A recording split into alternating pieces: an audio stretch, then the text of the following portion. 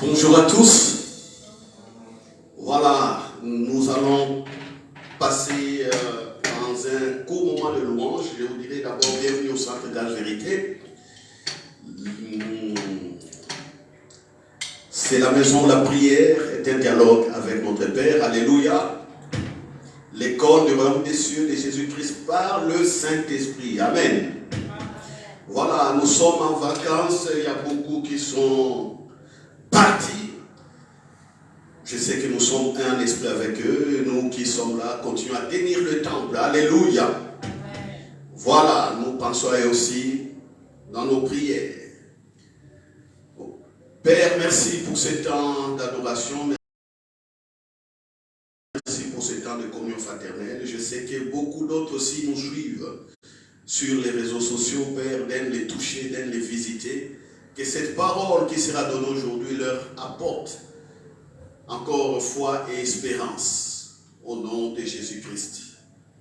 Merci de combler les blessures, de les guérir par l'amour et par ta consolation. Merci de fortifier ceux qui ont été affaiblis par les situations qu'ils ont rencontrées. Merci d'éclairer également ceux qui te cherchent pour qu'ils aillent de l'avant. Ainsi prier au nom de Jésus. Amen. Il est le chemin, il est la vérité, la vie. Tu es là, présent parmi nous. Alléluia.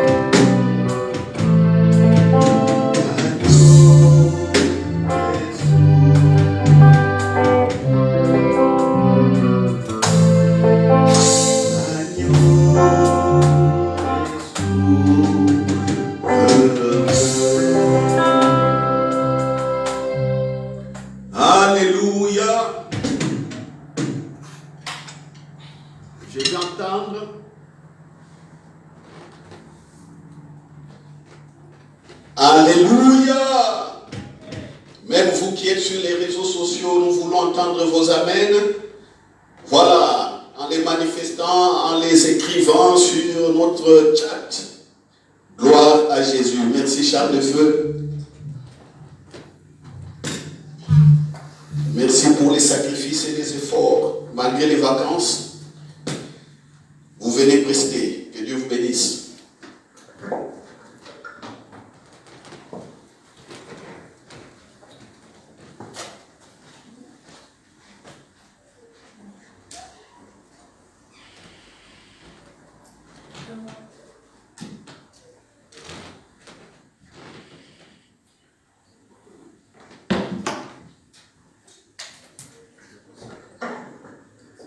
Alléluia.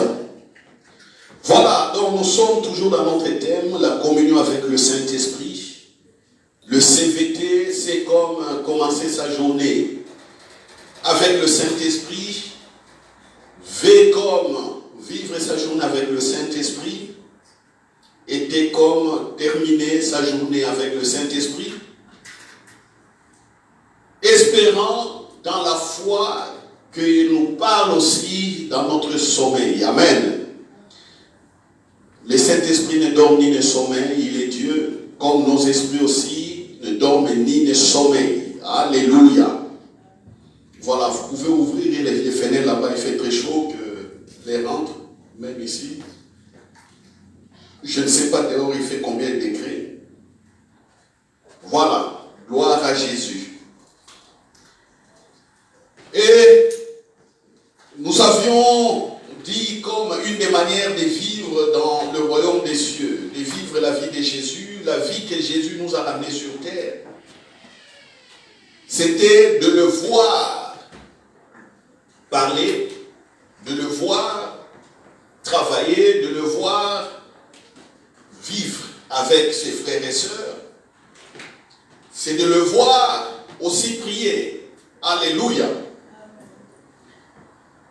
Et nous avions fait quelques références au niveau des relations, disant que pour mieux comprendre la communion avec le Saint-Esprit, regardez à Jésus. Jésus a été frère pour les disciples, premier temps, avant qu'il leur donne son Esprit Saint. Donc il a vécu avec eux vraiment comme des frères. Il a vécu avec eux comme des amis. Et il dit lui-même qu'ils ne sont plus serviteurs, mais ils sont amis parce qu'il leur a fait connaître tout ce qu'il avait appris du Père. Il a vécu avec eux comme aussi leader. Il les conduisait, il les dirigeait, il montrait l'exemple. Il a vécu avec eux aussi comme un partenaire de travail. Par moments, Jésus disait, bon, voici les villes où je dois aller, mais je fais confiance, allez dans ces villes-là, précédez-moi, dites déjà aux habitants que le royaume des cieux est là, et ils les comprendront parce que vous allez guérir les malades, vous allez purifier les lépreux, s'il y a des morts, ressuscitez-les, s'il y a des paralytiques, libérez l'onction qu'ils marchent, s'il y a des aveugles, qu'ils voient, ainsi de suite. Là, c'est dans Luc chapitre 10. La mission de Jésus avec 70 autres disciples. Il a bien précisé, précédez-moi, proclamez le royaume des cieux et faites tous ces miracles. Précédez-moi, c'est avec confiance. Donc, ils travaillent en partenariat. En partenariat. Ils sont partis travailler sur base de la parole que Jésus avait donnée. Alléluia. Rien que sur base de cette parole, vous également et nous également, nous pouvons travailler simplement sur base de la parole que Jésus nous donne. Alléluia. Voilà. Gloire à Dieu. Donc ces quatre relations, comme je disais, quand on essaie de méditer la Bible et de méditer la vie de Jésus, on va comprendre ce qu'on appelle la culture du royaume des cieux. Comment Jésus nous a ramené la vie céleste, cette vie dont il n'y a qu'une seule loi, la loi de l'amour, ici sur terre. Alléluia. Alors on va continuer donc à développer ce thème aujourd'hui en disant, comme j'avais dit aux jeunes, la question que je leur avais posée dans les affermissements, qu'est-ce qu'il faut encore pour bien vivre la communion avec le Saint-Esprit ou la vie du royaume des cieux ici sur terre? Et il y a une réponse cardinale qui disait qu'il faut se débarrasser de ces vieilles manières de vivre, de ces traditions, de ces coutumes, et de n'embrasser que ce que Jésus nous a montré. Alléluia. Alléluia. C'est ce que nous allons voir dans Éphésiens chapitre 4. C'est des textes bien connus. Éphésiens chapitre 4 à partir du verset 17. C'est des textes bien connus. Prenez vos Bibles s'il vous plaît. Et vous également dans les maisons, vous prenez vos Bibles. Nous allons les lire ensemble. En tout cas, à ce niveau, la parole de Dieu est claire. Très claire. Et ici, telle que cette parole est présentée, on voit que c'est conforme même à toutes les cultures. Sauf que Jésus, avec ce que Jésus a fait, il y a le Saint-Esprit qui nous accompagne et qui nous aide dans des situations difficiles à persévérer dans ce qui est écrit ici. Je lis Éphésiens 4, 17. Voici donc ce que j'ai dit. Voici donc ce que je dis. Ce que je dis. Et ce que je déclare dans le Seigneur. Vous ne devez plus marcher comme les païens. Ça suffit. Rien qu'ici, ça suffit. Ça suffit pour comprendre que la vie du royaume des cieux est différente de la vie de nos cultures, la vie de nos villages. Alléluia. La vie qu'on a apprise en grandissant parmi les parents qui n'ont pas été si profondément enracinés dans le Seigneur Jésus-Christ. Parce qu'il y a les coutumes, les mœurs et les autres cultures que nous avons embrassées. Et sans Jésus, c'est une vie complètement païenne. Alléluia. Une vie païenne. Une vie qui n'a pas de sens. Une vie dont la loi du plus fort est en activité. Une vie dont la ruse, les malins en profitent. Nous ne devons plus vivre donc comme marcher comme les païens qui marchent selon la vanité de leurs pensées. Voilà, la vanité de leurs pensées. On sait que dans ce monde, il y a eu des savants qu'on appelle des philosophes qui ont mis des proverbes, qui ont écrit des adages, qui ont essayé un peu de concevoir une certaine harmonie. Oui, c'est bien. Certains de leurs conseils, de leurs proverbes, concordent avec la culture de l'homme des cieux, mais pas toujours. Pas toujours. Vous voyez? C'est ainsi que je dirais, en Europe ici, avant qu'on connaisse Jésus-Christ, l'Europe n'était qu'un siège de guerre. Des guerres et des guerres. Le sang coulait ici abondamment. Il y avait des guerres des royaumes, des guerres des empires.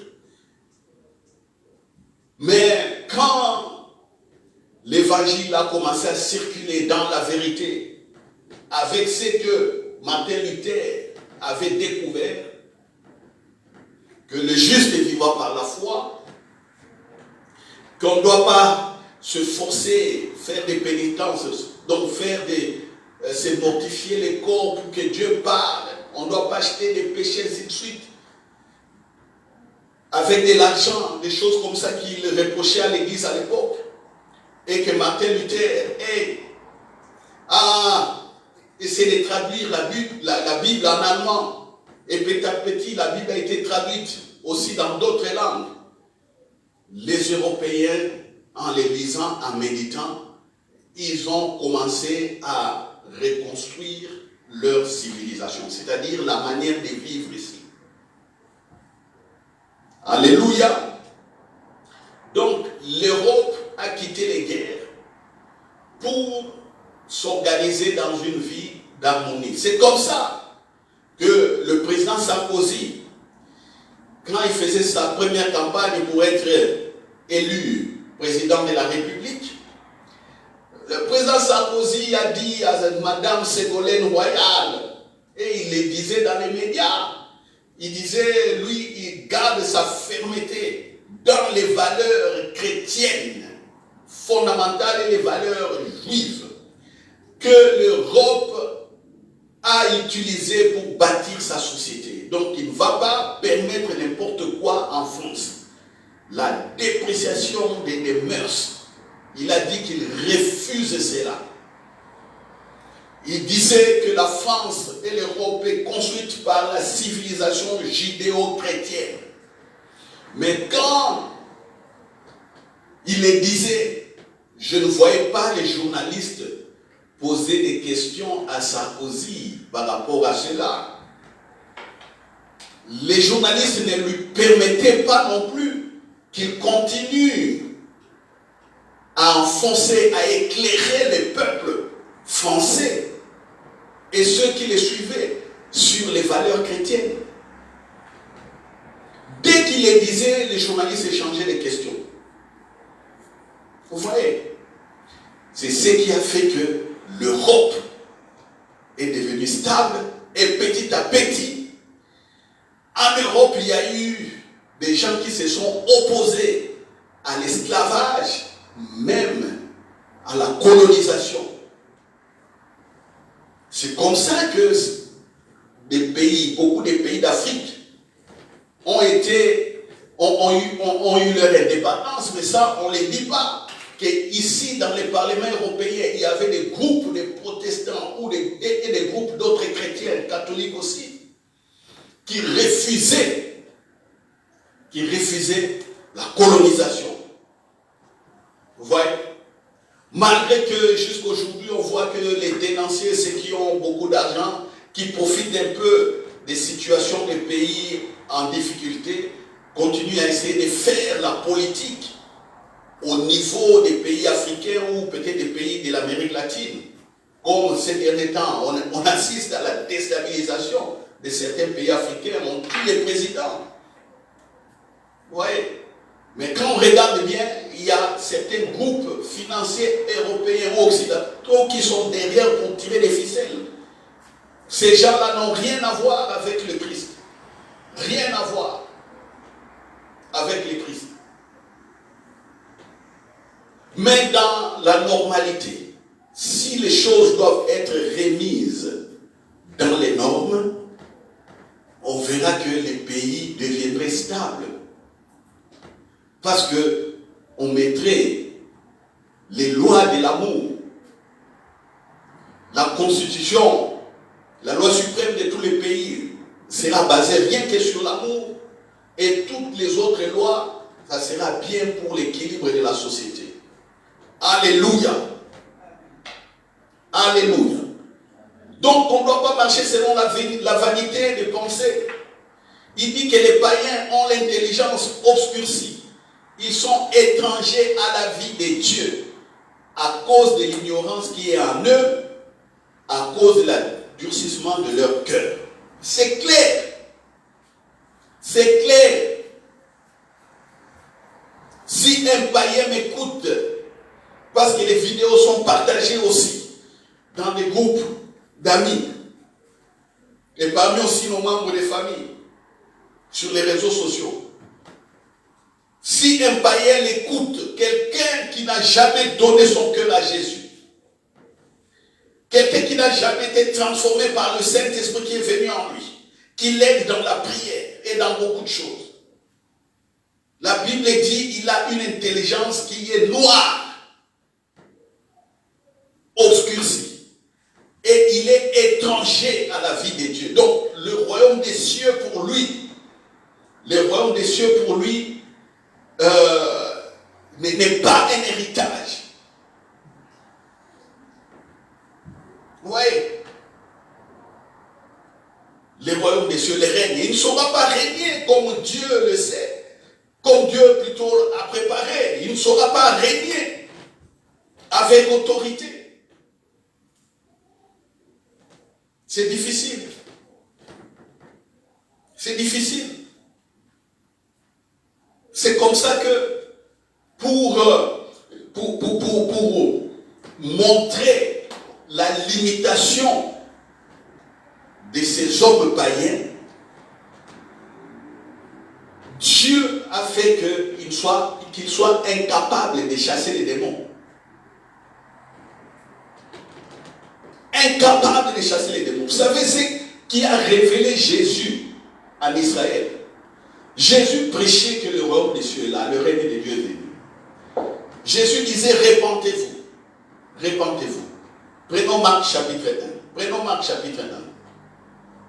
Prenons Marc chapitre 1. Marc chapitre 1. Ce qui a révélé Jésus et son autorité. Marc chapitre 1, verset 14. Jean-Baptiste est arrêté, Jésus commence à prêcher. Il va prêcher l'évangile de Dieu. Ça c'est le verset 14. Il prêche, c'est-à-dire, il proclame, c'est-à-dire, il rapporte les paroles de Dieu aux hommes. Évangile, c'est-à-dire la bonne nouvelle de Dieu aux hommes. Après que Jean eut été livré, Jésus alla dans la Galilée prêchant l'évangile de Dieu. L'évangile de qui?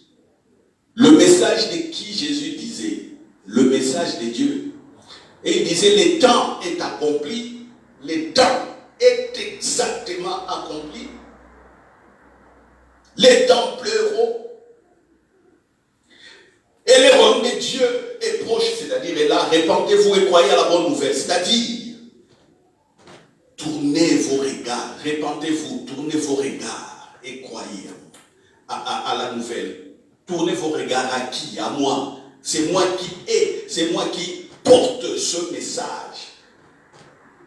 C'est le moment de repentance. C'est le moment d'ouvrir son cœur. C'est le moment d'écouter ce qui vient de Dieu. Alors, au verset 21, à Capernaum, dans la synagogue, Jésus disait la même chose. Il commençait à enseigner. Ouvrir l'intelligence par l'enseignement. Parce que l'enseignement ouvre l'intelligence. L'enseignement forme. Il commence à enseigner. Qu'est-ce qui se passe? Au verset 21, il s'est rendu à Capernaum et le jour du sabbat, Jésus entra d'abord dans la synagogue et il enseigna.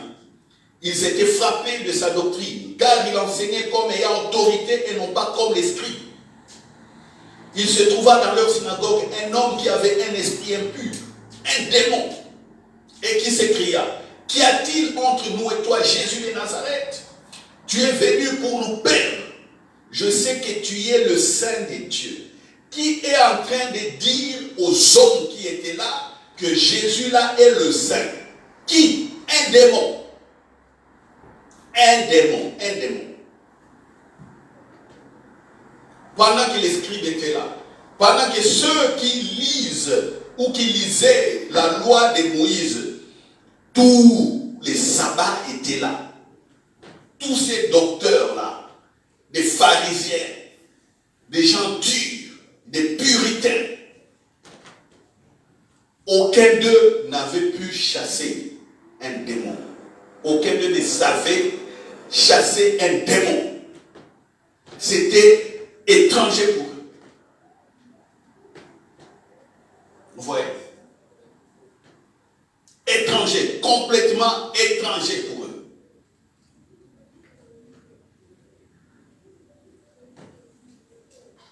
Tu es venu pour nous perdre. Je sais qui tu es, le Saint des dieux. 25. Jésus le menaça, disant, tais-toi et sors de cet homme. Et l'esprit impur sortit de cet homme, en l'agitant avec violence et en poussant un grand cri. Tous furent saisis de stupéfaction, de sorte qu'ils se demandaient les uns aux autres, qu'est-ce que c'est ci? Écoutez, les gens s'étonnent. Alléluia. Est-ce que quelqu'un me suit? Est-ce que quelqu'un me suit? Alléluia. Ah Seigneur.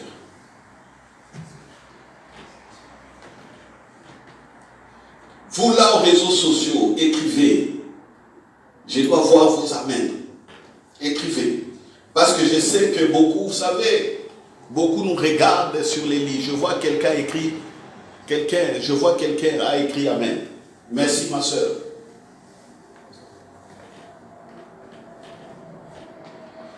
Il y a certains qui nous suivent, ils sont sur les lits comme ça, avec leur téléphone. Et je me demande s'ils comprennent. Je me demande, je me pose toujours cette question.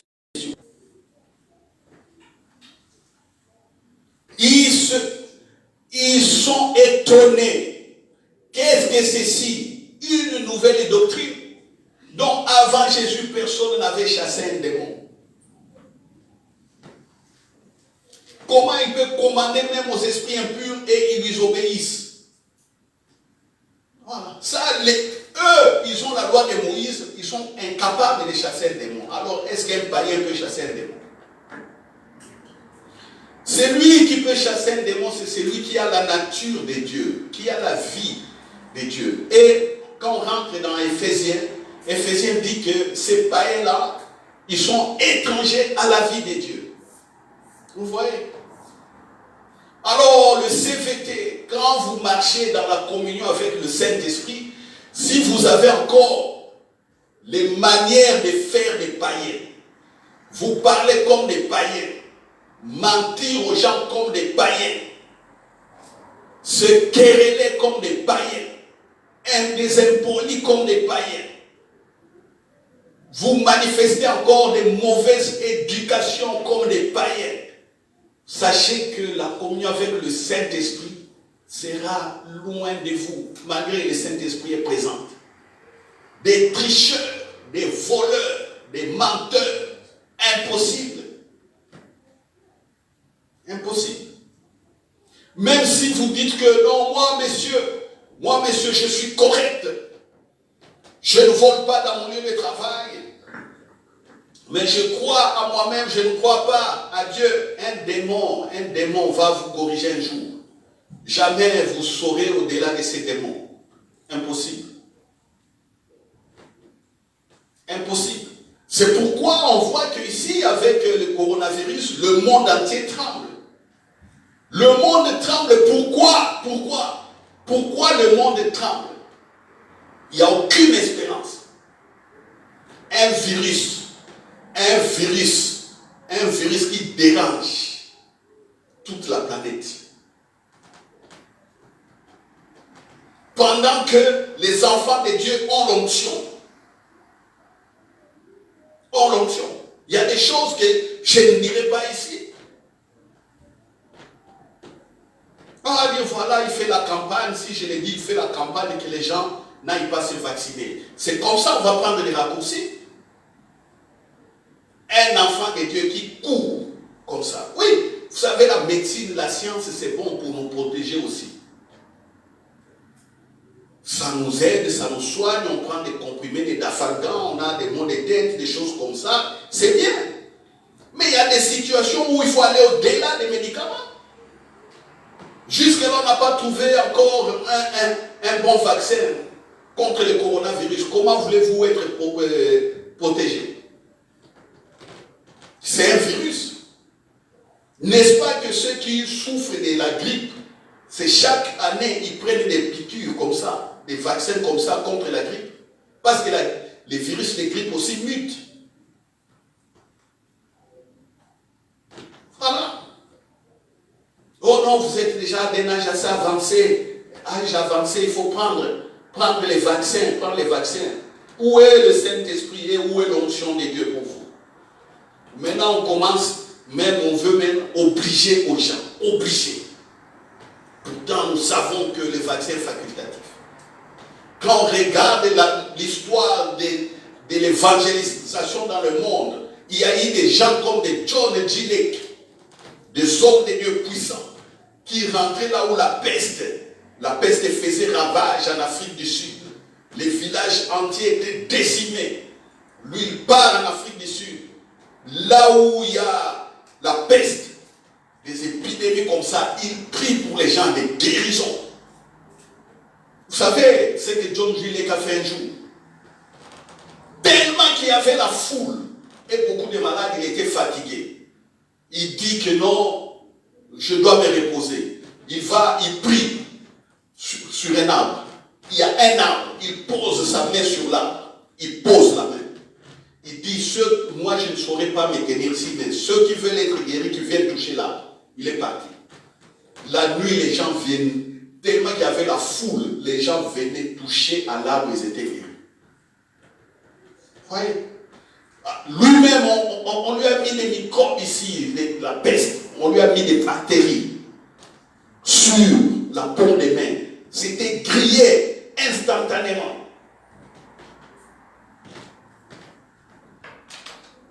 Je vous dis que moi je crois à ça. Moi je crois à l'onction. Je crois à la puissance de Dieu. Je vois la puissance de Dieu. Je vois les guérisons. Je vois les miracles. Je crois à ça. On dit ici, Éphésiens, ceux qui sont comme des païens sont étrangers à la vie de Dieu, la vie Zoé, la culture du royaume des cieux. Pour eux, c'est des choses étranges. Jésus vient, les lépreux, jusqu'aujourd'hui, on ne sait pas les guérir, on ne sait pas guérir la lèpre et tout ça. Jésus vient et guérit les lépreux. Ceux qui étaient avec lui guérissent aussi les lépreux. Il les purifie. Et puis on va dire, voilà, le temps des miracles est passé. Le temps des miracles est passé. Donc le Saint-Esprit aussi est dépassé. Le Saint-Esprit aussi est passé. Si le temps des miracles est passé, donc le Saint-Esprit aussi est passé. Dieu est vieux. Dieu est dépassé. Disons-le. Je ne t'ai pas dit de répéter ça. Gênant. Est-ce que Dieu est dépassé? Non, c'est mon disciple. Il est encore en formation. Cette semaine, quand je vais le prendre en formation, il va avoir un autre langage. Alléluia! C'est normal. C'est normal. C'est normal.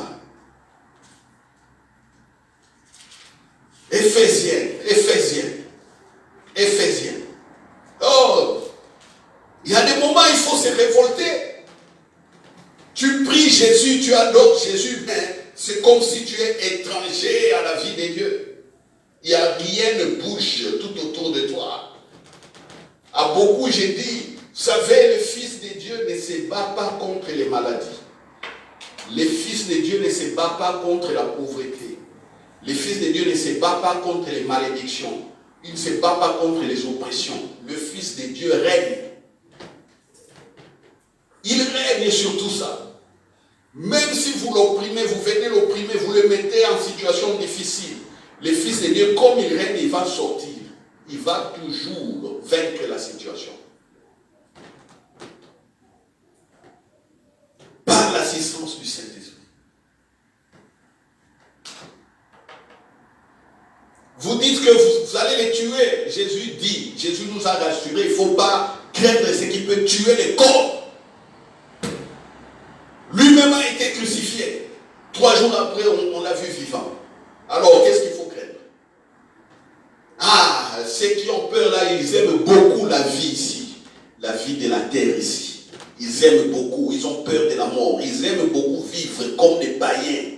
Ici, manger des pommes, des pommes de terre, manger des steaks, des frites, manger des africains, des feuilles de manioc, et ainsi de suite, des couscous, des trucs comme ça. Ils aiment ça, vivre comme ça. Il ne faut pas avoir peur de la mort. Sachez que si vous tuez un chrétien, vous me facilitez la vie. Parce qu'il sera directement en présence éternelle de Dieu, c'est tout. Vous lui facilitez la vie. Il sera directement en présence de Dieu.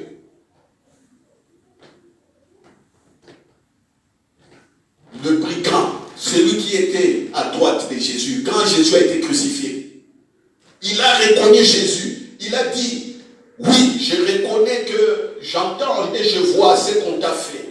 Mais j'ai observé, je vois que tu es le juste de Dieu. En tout cas, quand tu reviendras dans ton règne, quand tu reviendras, prends-moi aussi. Jésus lui dit, ce soir même, tu seras avec moi au paradis.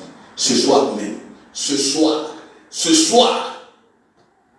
Jésus n'est pas ressuscité, mais il y a quelqu'un qui rentre dans la présence de Dieu.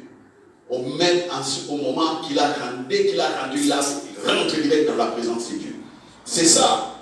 Vous tuez un chrétien, vous persécutez un chrétien, il meurt. Mais il est directement dans la présence de Dieu. Vous vous réjouissez. Voilà, on l'a empoisonné pour des raisons politiques. On l'a empoisonné parce qu'il avait une assurance, on devait prendre de l'argent. On l'a empoisonné parce que, bon, pour des raisons impures. Voilà, vous vouliez prendre sa femme ou quoi, parce que ça se fait aussi, on empoisonne les gens pour récupérer la femme ou récupérer les maris. Jalousie, comme ça, on empoisonne les gens et ils meurent. Et vous, sur la terre, vous dites, vous êtes contents. Les gens pleurent, vous êtes contents. Mais la personne est dans la présence de Dieu.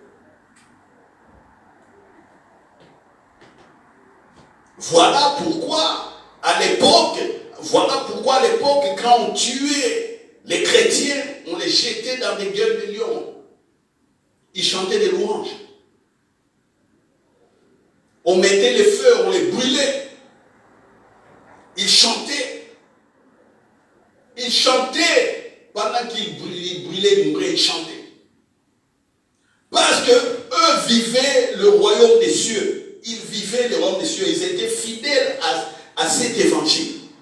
Ceux qui ne sont pas fidèles dans les oppressions, ils renient même Dieu. Ils disent, Dieu, tu m'as abandonné, tu m'as oublié. Ils disent ça. Oubliant que le Saint-Esprit est en eux. Mais quand ils prient, ils disent, Dieu, tu m'as oublié. Voici la maladie. Voici telle situation. Voici mes ennemis. Voici. Comme aujourd'hui, actuellement, plein de cantiques.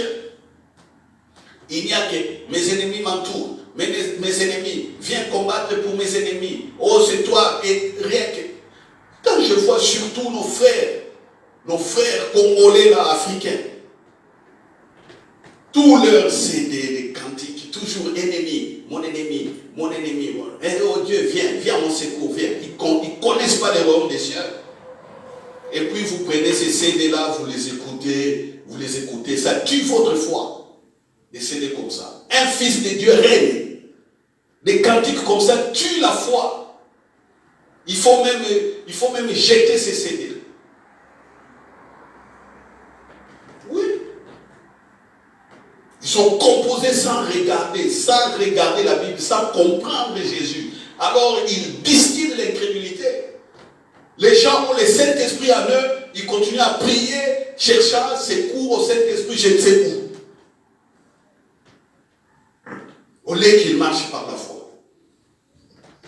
Donc, avant ils étaient païens, ils sont devenus chrétiens. On dit que le païen ici a une intelligence obscurcie, noircie. Le païen ne comprend pas la vie de Dieu, ne comprend pas la culture du royaume des cieux. On devient chrétien avec de tels cantiques et d'autres pratiques. C'est la même chose. Chrétien, après, est égal au païen. Et puis on s'étonne, et puis petit à petit on rentre dans des fausses théories que les miracles ont fini, les miracles sont déjà dépassés. Vous voyez?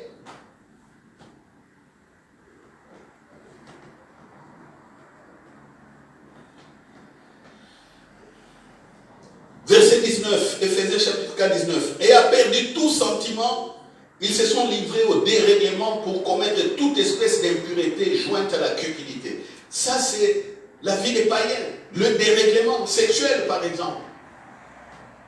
Les dérèglements sexuels, on parle ici des dérèglements sexuels.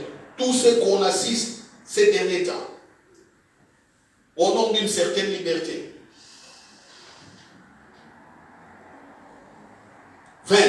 Mais vous, ce n'est pas ainsi que vous avez appris Christ. Si du moins vous l'avez entendu, et si conformément à la vérité qui est en Jésus, c'est en lui que vous avez été instruits à vous dépouiller. Ici, Paul parle, insiste sur la bonne doctrine. Est-ce que vous avez entendu réellement Christ? Vous, ce n'est pas donc nous. Nous, ce n'est pas ainsi que nous avons appris Christ. Est-ce que nous avons appris Christ? Apprendre Christ, c'est savoir, c'est tout ce que je suis en train de dire. Si on ne connaît pas tout ça, c'est-à-dire on n'a pas étudié Christ, on n'a pas été à l'école de Jésus-Christ.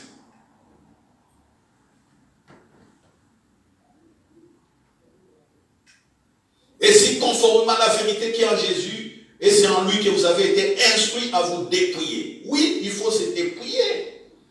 Abandonner les vieilles manières de vivre et ne regarder qu'à la vie de Jésus.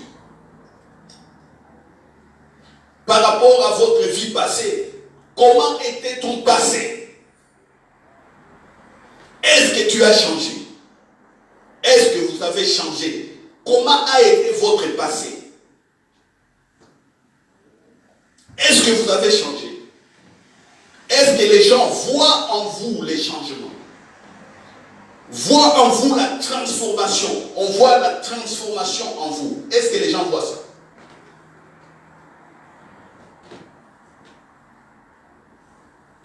Vous êtes transformé en vous. Ça transpire la vie de Dieu.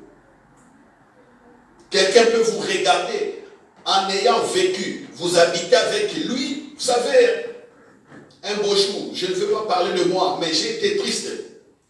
Un frère avec qui j'ai de bonnes relations, mais un jour il a dit quelque chose d'étonnant. Pendant qu'on était ensemble, il venait chez moi à la maison, moi aussi je partais chez lui. Et puis il m'a dit un jour, frère, j'étais observé.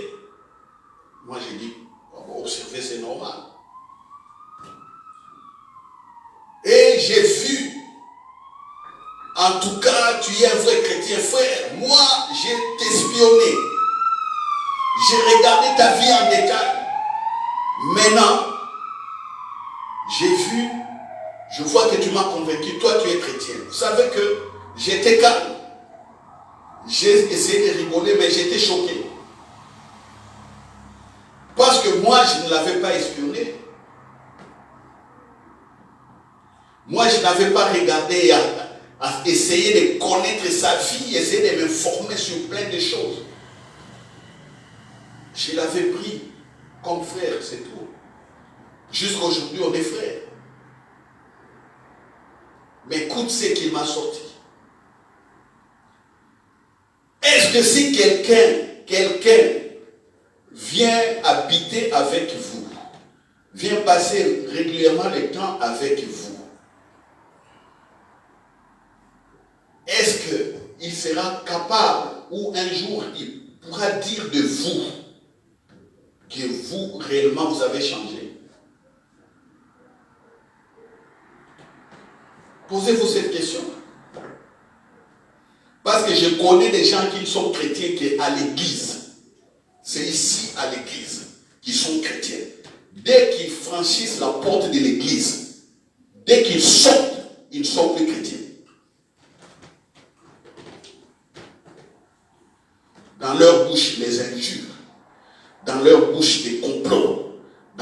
bouche des rapportages, les songi,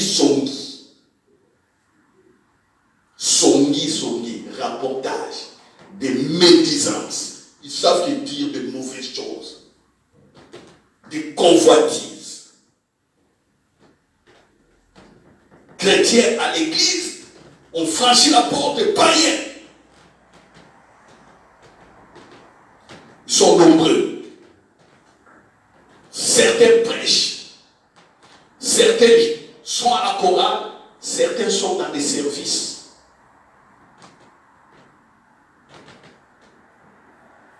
Dans leur bouche, le nom de Jésus, mais les œuvres, on ne voit pas. Est-ce que c'est votre cas, vous qui me regardez sur les réseaux sociaux? Est-ce que c'est votre cas?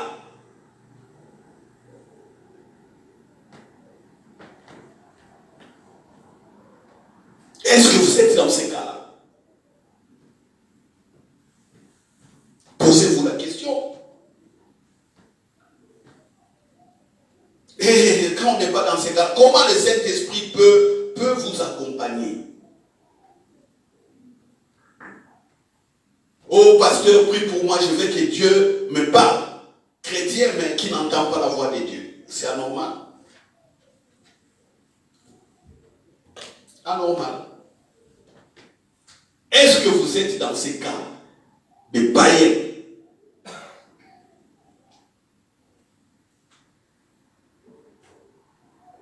Si vous avez des rêves, des songes compliqués toujours,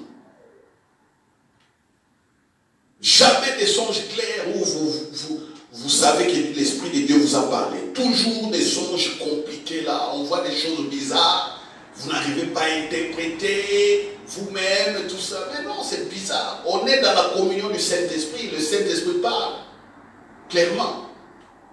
Si vous n'avez pas compris, il vous donne la sagesse de comprendre.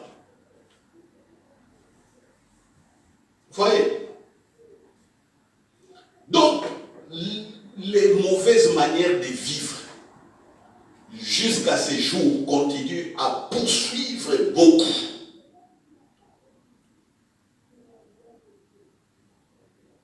Ne me dites pas que oh non, oh pasteur, je vais aller confesser mes péchés. Oh frère, je vais confesser parce que c'est la sanctification. Vous n'avez pas compris la sanctification non plus. La sanctification, ce n'est pas confesser les péchés. Vous vous trompez.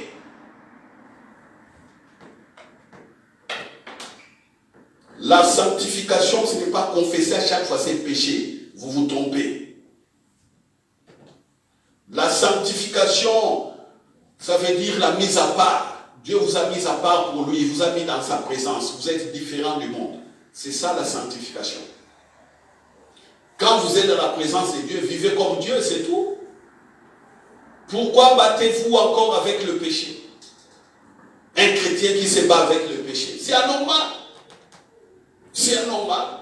Comment les gens se battent jusqu'aujourd'hui contre les péchés?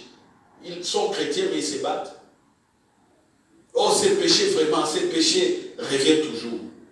Que ce soit l'impudicité, l'adultère, le mensonge, l'hypocrisie, les mauvaises paroles, les querelles, la méchanceté.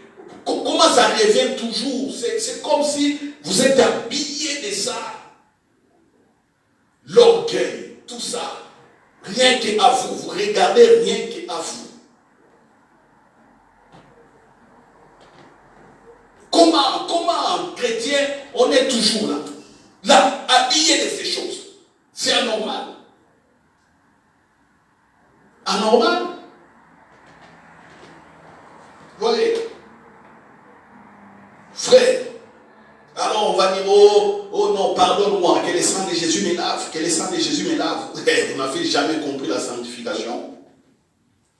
Un fils de Dieu ne se bat pas contre les péchés. Un fils de Dieu règne. Il règne. Regardez ce que Dieu a dit à Caïn. Lisons pour terminer. Vous allez voir qu'on ne se bat pas contre le péché. On règne, on domine. Les tentations dominent sur ça. On règne. convoitise, on règne, on domine. Qu'est-ce que Dieu a dit à Caïn? Prenons la Bible, qu'est-ce que Dieu a dit à Caïn?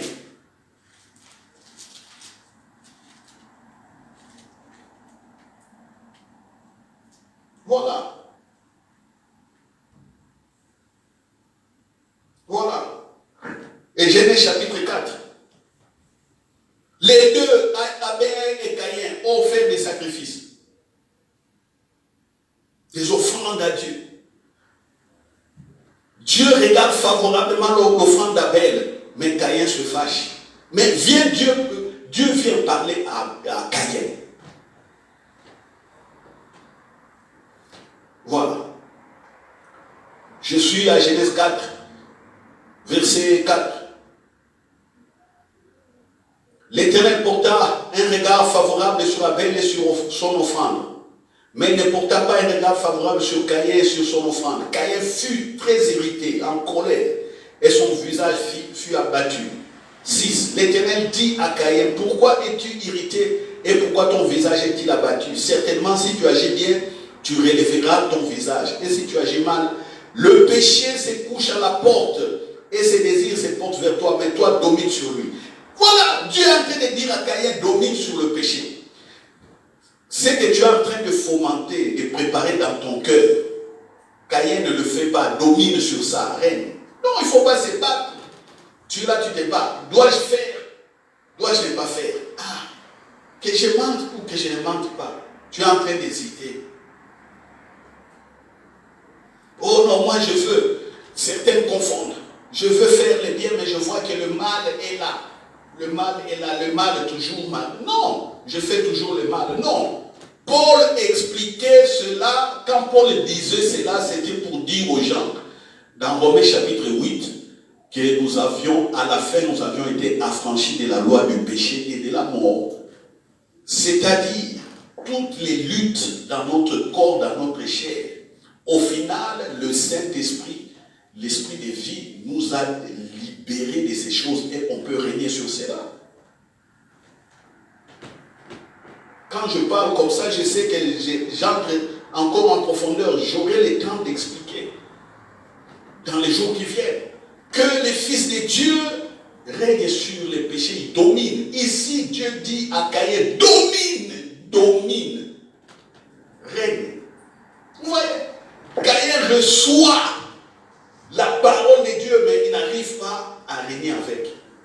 C'est comme aujourd'hui, nous sommes en train de recevoir l'évangile, mais beaucoup n'arrivent pas avec cet évangile par la foi de régner. Il y a donc un problème. Voyez. Alléluia.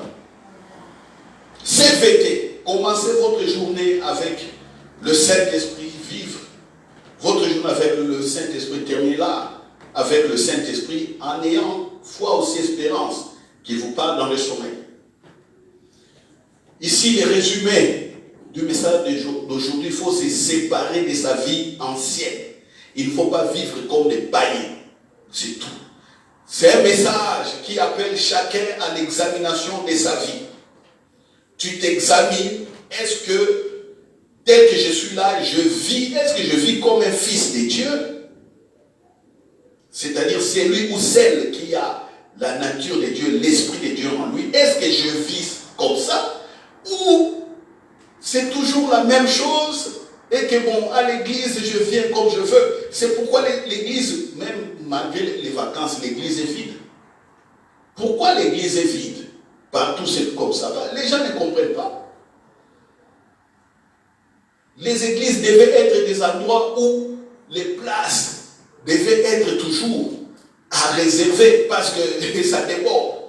Et dans les rues ici, on devait avoir plusieurs églises. Parce que dans un seul endroit, on n'allait jamais mettre tout le monde. Mais plusieurs églises bien formées et bien organisées par une bonne doctrine. Vous voyez? Vous voyez? Des églises qui coopèrent dans l'amour. Parce que la doctrine est unique. C'est ça la véritable église. Ce n'est pas des églises divisées chacun dans son côté. Ça, c'est autre chose. Voilà. Donc, chacun doit s'examiner. Est-ce que tel que je suis aujourd'hui, c'est la même chose que hier, avant-hier ou l'année passée? Ou les années antérieures? Si vous étiez chrétien ferme, marchant dans la sainteté, la sanctification, et que vous êtes tombé, relevez-vous. Si vous êtes ignorant, parce que par la paresse, vous ne méditez pas, vous ne cherchez pas à comprendre la vie de Jésus de tout votre cœur, faites-le. Si vous n'avez jamais compris la sanctification, je vous rappelle que vous êtes dans la présence de Dieu, vous êtes sanctifié.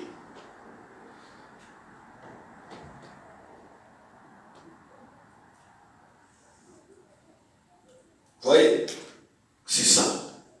Que chacun s'examine et le Saint-Esprit est là pour nous tous, il va nous assister facilement et pleinement afin que je vois. Amen. Voilà, nous allons prier pour la clôture. Nous allons prier pour la clôture. Père, merci pour ce temps de communion fraternelle. Au nom de Jésus-Christ, je lève mes mains, encore une fois, dans ta présence, avec tous mes frères et sœurs, que je bénis, que j'aime. Tu nous as parlé encore. Un message qui est venu de toi pour notre transformation. Ton désir est simplement que nous vivions réellement ton règne, le royaume des cieux, ici, sur la terre. Comme Jésus l'a vécu, comme Jésus nous l'a enseigné, comme Jésus nous l'a montré. Ton seul désir est que nous te connaissions, toi seul le vrai Dieu. Et je te dis merci de nous avoir encore parlé aujourd'hui. C'est avec foi et fidélité à toi que je laisse l'Église, toute l'Église entre tes mains. Merci Père de nous parler encore et nous assister. Amen. Voilà. Le message sera, comme d'habitude, téléchargé sur notre page Facebook pour ceux qui suivent en différé. Donc, patientez. Vous qui êtes sur les réseaux sociaux et vous qui avez raté, patientez, vous l'aurez au courant de la journée. Amen. Voilà, que Dieu vous bénisse. Saluons-nous, embrassons-nous par un saint baiser. Et qu'est-ce que j'ai encore à dire? Sinon, un simple mot, je vous aime tous. Amen.